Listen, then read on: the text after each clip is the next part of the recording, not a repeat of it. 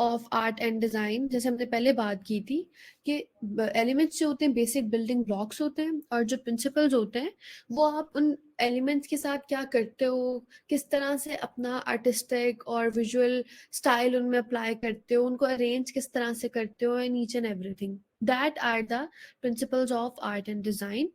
और एलिमेंट्स की तरह पिक्चर्स में भी जो हम फोटोग्राफ्स लेते हैं उसमें भी काफी प्रिंसिपल्स जो है वो अप्लाई होते हैं। ओके, हम क्विकली गो थ्रू करेंगे, इतनी डिटेल में मैं नहीं जाऊंगी, but we have to quickly go through the principles, that is important. Okay, so principles के कुछ जो मेन प्रिंसिपल्स है उसमें हमारे पास एम्फेसिस है, balance, unity, harmony, we have contrast, we have movement, rhythm, pattern, repetition and all of that. So these are all the principles. Okay, what is emphasis? Emphasis के नीचे उन्होंने एक छोटी सी डायग्राम आपको बना के दे दी है।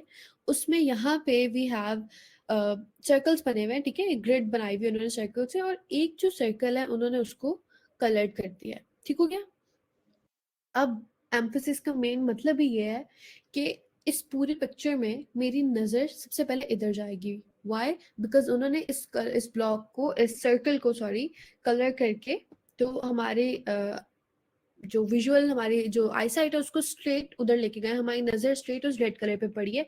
इस तरह से हम अपने डिजाइन में एम्फोसिस क्रिएट करते हैं। कुछ किसी चीज को अगर हमने प्रोमिनेंट करना हो, पॉप अप करना हो, ठीक है, एक फोकल पॉइंट आपका क्रिएट कर देते हैं एम्फोसिस में। इसके अलावा अब वही सेम बात जो मैं कर रही थी कि व्यूअर्स की आई या आपकी अटेंशन को फौरन वहाँ यहाँ ले गया। अगर हम खाली पेज पे ये इमेज होती तो मेरी अटेंशन इस पे जाती।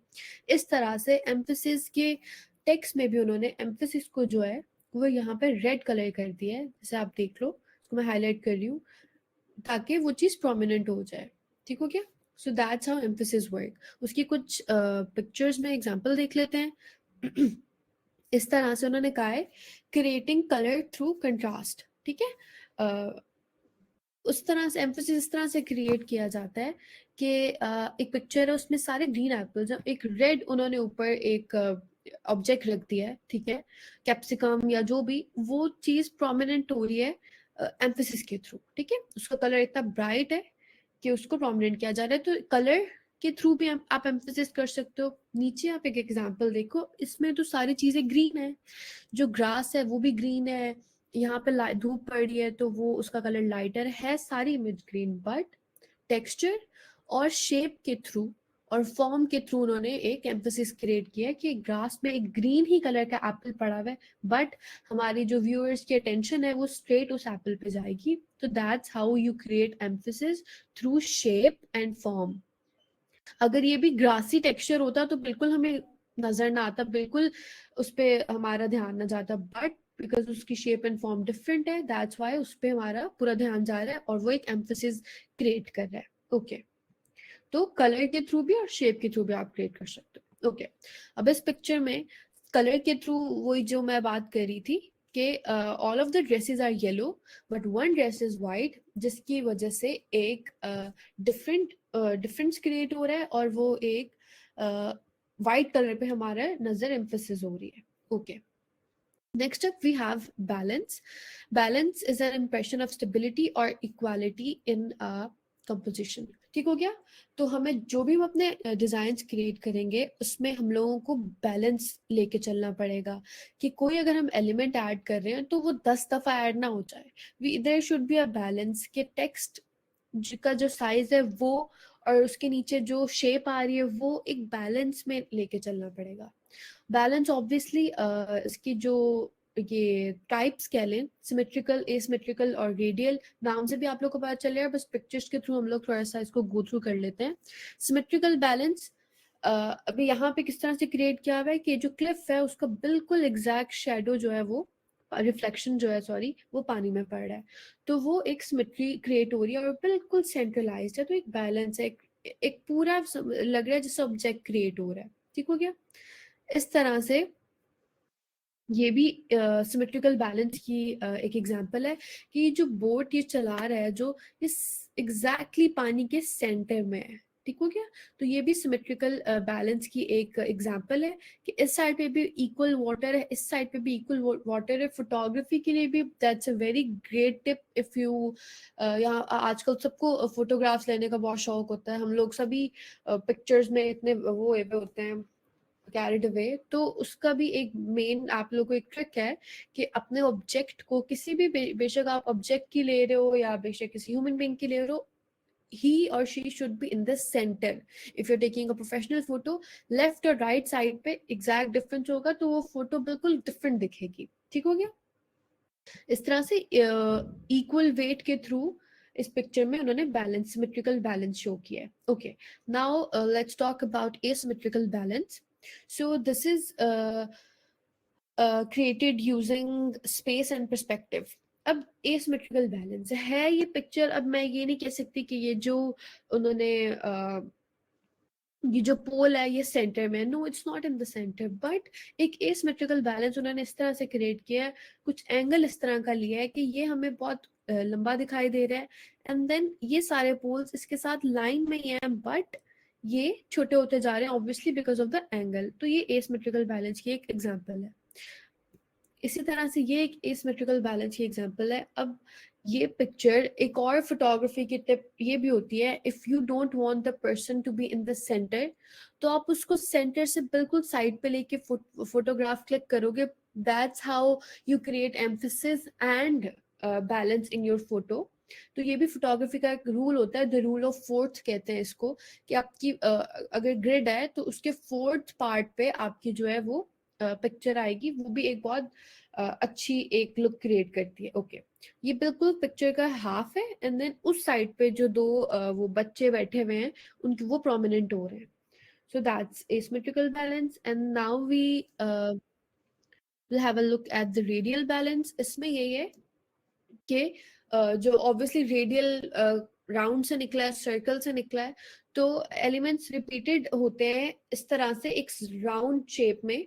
और जिस तरह हम लोगों ने, if you guys remember, radial gradient के बारे में भी हम लोगों ने देखा हुआ है कि ग्रेडियंट, राउंड रेडियल ग्रेडियंट हम लोग जब अप्लाई करते हैं, हमने कैनवा में किया था, तो वो उसके साइड्स पे, सेंटर में आपका फोकस हो जाता है, साइड पे कलर बिखरे होते हैं, तो वो रेडियल बैलेंस की एक एग्जांपल है। Same goes for this one, this image, के राउंड करके उन्होंने अपने डिजाइन को तो सेंटर में अपना ऑब्जेक्ट रखा है, तो एक बैलेंस क्रिएट हो रहा है but from the radial perspective. Okay, next up we have unity and harmony. And unity अपने डिजाइन में जो है ना, बच्चे यही गलती करते हैं कि 5-6 डिफरेंट एलिमेंट्स या ऑब्जेक्ट्स ऐड कर देते हैं, एंड देन हमारे डिजाइनर्स का जो डिजाइन है वो थोड़ा सा खराब हो जाता है, अच्छी लुक नहीं आती, डिसेंट लुक नहीं आती। मिनिमल डिजाइन रखना भी है, फिर भी there should be a unity in your design, और वो इस तरह से एक हारमोनियस वे में अचीव की जा सकती है कि चीजें कुछ ना कुछ सिमिलर होनी चाहिए। यूनिटी आप कलर के थ्रू भी ले आओ, यूनिटी और हार्मनी एक ही चीज है, कलर के थ्रू ले आओ, सेम चीजों के थ्रू ले आओ। अगर आपने एक सनफ्लावर यूज किया है तो नीचे आप अवॉइड करोगे रोज यूज करना, कोशिश ये करनी है कि नीचे भी आप सनफ्लावर ही यूज करो, बेशक साइज छोटा कर दो, कलर डिफरेंट कर दो, बट एक काम में यूनिटी होनी चाहिए। ओके, जैसे इस तरह से उन्होंने एक मेज है, ये उसको भी एक यूनिटी के थ्रू, यहाँ पे अगर वो उन्होंने राउंड किया हुआ है ग्रास को, जो बुशेस है सारी, अगर वो इसको स्क्वायर में कर देते, लाइक इस वाले को स्क्वायर में कर देते, तो बिल्कुल यूनिटी ना आती, अच्छा ना लगता। तो उन्होंने एक यूनिटी के थ्रू अपना पूरा जो डिजाइन है वो लेके चले हैं। ओके, नेक्स्ट अब सेम यूनिटी की बात आ गई अबाउट द कलर्स और फ्लावर्स की जो शेप है, बर्ड्स हैं, कुछ कुछ रेड फ्लावर्स हैं, ऑलमोस्ट सेम है, ऑलमोस्ट अलाइक, तो वो एक यूनिटी क्रिएट हो रही है। अगर इस पिक्चर में इस तरह की कलर ग्रेडिंग कर देते, एक फूल पर्पल कर देते, एक येलो कर देते, तो वो वाली एक जो यूनिटी वाली वाइब आ रही है, वो जो एक इफेक्ट क्रिएट हो रहा है, वो ना होता। So that's why unity is very important in our designs. Okay, next up let's talk about contrast. हम लोगों ने कलर का पढ़ा है, इस तरह से कंट्रास्ट भी बहुत इंपॉर्टेंट टर्म है। अब ऐसा नहीं हो सकता कि हम लोग अपने पूरे डिजाइन में सारा ही ब्लू कलर यूज करते हैं, ऊपर भी ब्लू कर दिया है, नीचे भी कर दिया है, फ्लावर एलिमेंट्स भी ब्लू ऐड कर दिए हैं हम लोगों ने, हर चीज ब्लू ब्लू ब्लू हो गई, dark blue, light blue. Sometimes may be it will look fine, but contrast से एक बहुत डिफरेंट सा एक टच आ जाता है आपके डिजाइन में, और वो वही बात है, पॉप करने लग जाता है आपका डिजाइन। जिस चीज पे आप फोकस करना चाह रहे होते हो वो पॉप होती है कंट्रास्ट के through.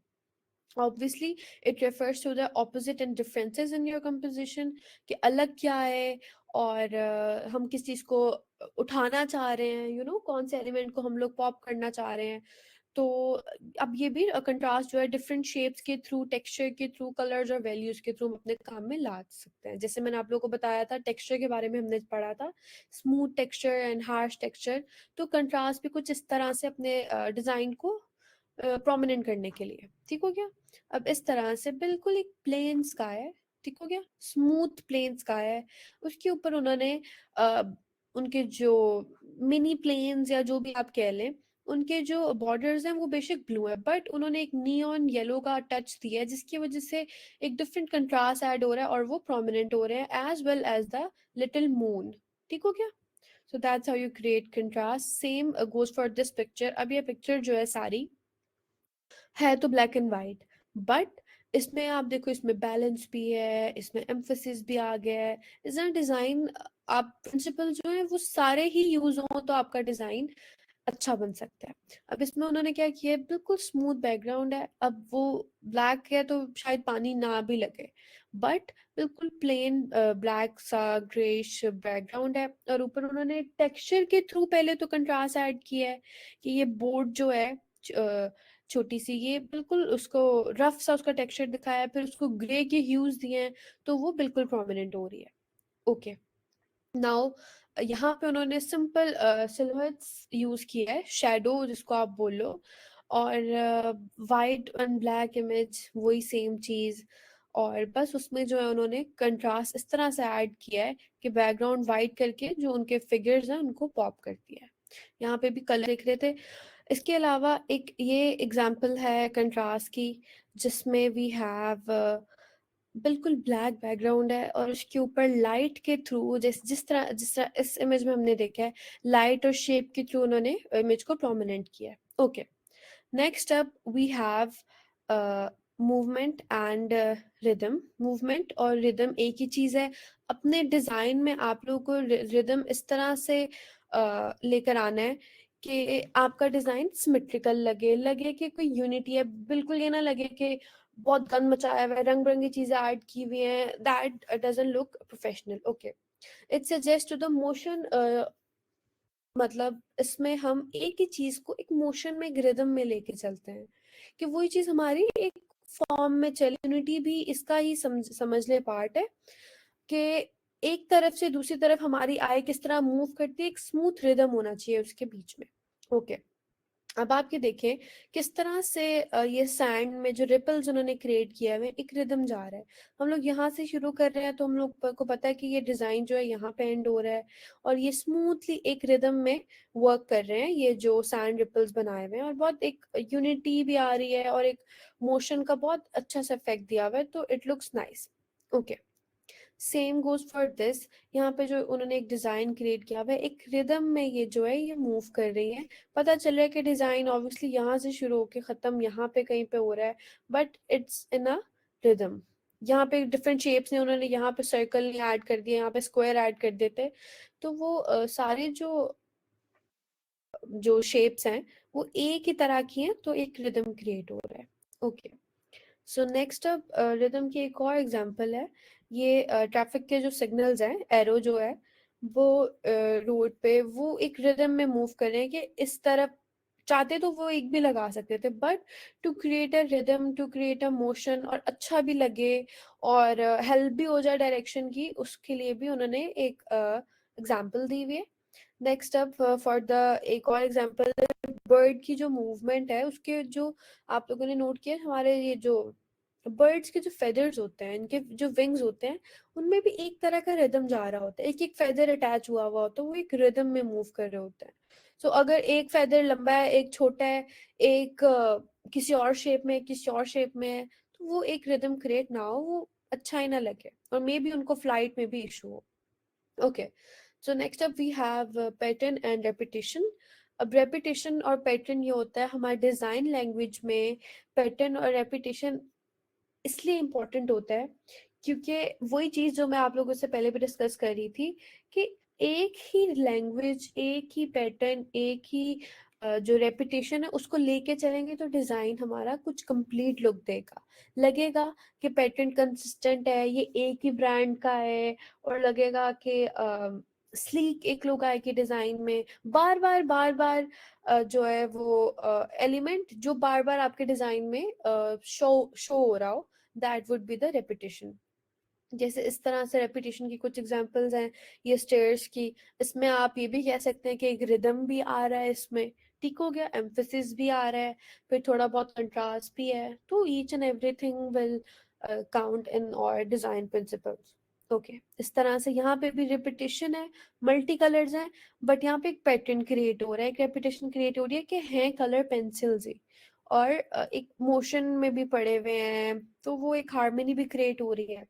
just like that same goes for this example for the repetition के ऊपर डिजाइन क्रिएट हो रहा है, that's the same। इस तरह से बिल्डिंग्स में आर्किटेक्चर आर्किटेक्ट्स बेसिकली उनको भी ये काम होता है कि जब आप एक बिल्डिंग क्रिएट करते हो तो उसमें आप रिपीटेशन और पैटर्न होना जरूरी है।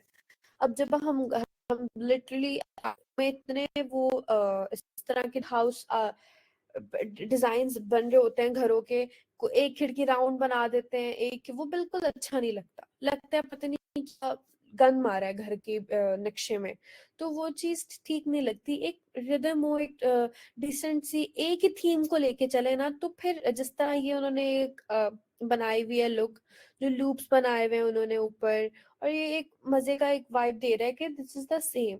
कुछ यहाँ पे ऊट पटांग चीजें ऐड करते, कुछ डिफरेंट उल्टी सीधी कुछ डिजाइनिंग ऐड कर देते, तो वो एक रेपिटेशन की वाइब ना देता और बहुत अनइवन सा लगता, अच्छा ना लगता। ओके, ये भी कुछ एग्जांपल्स हैं रेपिटेशन की, पैटर्न की। ओके, नाउ वी हैव थोड़े से हमारे रह गए हैं, बिल्कुल आई थिंक दो तीन रह गए हैं principles. So this is the scale and proportion, ठीक हो गया। What is the scale and proportion in design? जैसे मैं आप लोग से बार बार एम्फेसिस कर रही थी अपने डिजाइन के बीच में कि आप लोगों ने साइजिंग का ख्याल रखना है, कि एक चीज बहुत बड़ी नहीं कर देनी पूरे पिक्चर पे, या पूरे आपके जो डिजाइन है पूरे आर्टबोर्ड पे आपका इतना बड़ा बड़ा टेक्स्ट लिखा हो और बाकी कोई चीज ही नजर ना आए, तो that looks very unprofessional, very bad. So scale और प्रोपोर्शन वही रिलेटिव साइज होता है जो आप लोग अपने डिजाइन में ऐड करते हैं, कि टेक्स्ट मेरा छोटा होगा और इसके अलावा जो मेरी इमेज है वो बड़ी होगी, या मे बी इमेज भी एक डिसेंट साइज की होगी, टेक्स्ट भी एक डिसेंट साइज का होगा। तो ये द रिलेशनशिप बिटवीन ऑब्जेक्ट्स और पार्ट्स है ऑफ अ होल, ठीक है, कि ये वाला पार्ट किस तरह का रखना है, ये वाला पार्ट का साइज क्या होगा, तो वो चीज हमारे स्केल और प्रोपोर्शन में आ जाता है। For example a person compare to a large building और different sized people in the same photograph. ये आप लोगों को अभी एग्जाम्पल्स बताऊंगी तो उसके थ्रू आपको समझ आ जाएगा। अब यहाँ पे जो पिक्चर रखी है, यहाँ पे एक बिल्डिंग है, ठीक हो गया। अब यहाँ पे अगर आप लोग को नजर आ रहा हो तो maybe these are people. So इस तरह से उन्होंने उस पिक्चर को बताया है कि प्रोपोर्शन किस तरह से वर्क करती है। अब इतनी बड़ी बिल्डिंग में इतने छोटे छोटे उन्होंने लोग दिखा दिए हैं, तो इसके थ्रू आप साइज के थ्रू डिसाइड करते हो आपको कौन सी चीज को प्रोमिनेंट प्रोमिनेंट करना है। अगर तो लोगों को प्रोमिनेंट करना होता तो बिल्कुल उनका ये तो लग रहा है पता नहीं डिजाइन लग रहा है, लोग लग भी नहीं रहे because of their size. Okay, इस तरह से यहाँ पे भी फुल अगर आप पिक्चर में देखें तो पूरा बैकग्राउंड है, फिर ब्लैक ऊपर स्टेयर्स हैं, वाइट सीलिंग विद विंडोज, फिर ब्लैक स्टेयर्स हैं और दो लोग इधर जा रहे हैं। तो ये भी प्रोपोर्शन के थ्रू उन्होंने सिलेक्ट किया गया है, डिसाइड किया है, फोटोग्राफर ने डिसाइड किया है कि ये लोग जो है, मुझे उसको नहीं हाईलाइट नहीं करना होगा, तो उसने उनका स्केल और प्रोपोर्शन बिल्कुल छोटा रखा है। Same goes for this. यहाँ पे भी वैसे तो स्ट्रेट बिल्डिंग की फोटो है, बट हमें नजर आ रहा है कि लोगों का साइज बिल्कुल छोटा सा है, और एक लाइन में इतने सारे लोग हैं बट वो ना होने के बराबर है, क्योंकि वो लोग विजिबल नहीं हो रहे अपने साइज के थ्रू। ओके, ये भी एक साइज और प्रोपोर्शन की इंटरेस्टिंग सी एग्जांपल है। आप वो पीछे वाला जो पर्सन है उसका साइज देखें और आगे वाला जो बच्चा है मे बी उसका प्रोपोर्शन और साइज देख लें। Same goes for this. अब ये वाली टेक्निक भी बहुत यूज की जाती है फोटोग्राफ्स में इस तरह से कि आप आगे जिस चीज को जिस ह्यूमन बीइंग को या इनको बिठा दो वो आपको ऑब्वियसली बड़ा दिखेगा। पीछे अगर आपने किसी चीज को दिखाना है तो आप उसको जो है बिल्कुल छोटा सा दिखाओगे।